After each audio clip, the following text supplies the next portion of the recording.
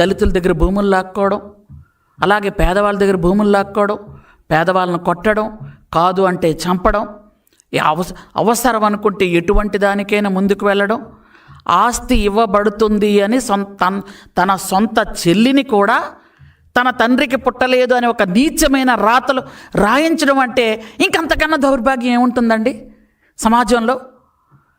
మనం సమాజంలో చూసుకున్నట్టయితే ప్రతి తల్లి తండ్రి కూడా తన బిడ్డల్ని ఒకలాగే చూసుకుంటారు. ఆ బిడ్డలు కూడా ఈరోజు కూడా మన పుట్టింటికి వెళ్ళి సారే సీర తెచ్చుకుంటున్నామంటే అన్నదమ్ములు ఆ విధంగా మన భారత సంస్కృతిలో ఉందది.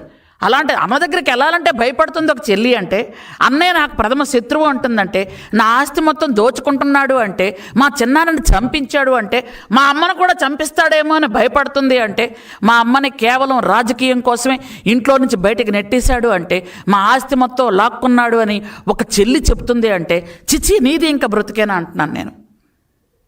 ఇంకా వచ్చి నువ్వు నీ తాలూకా గ్యాంగు ఇంకా నీతి వాక్యాలు చెప్తున్నారే టీవీల ముందు. మా దౌర్భాగ్యం కాకపోతే వాటిని కూడా మేము వినాల్సి వస్తుంది.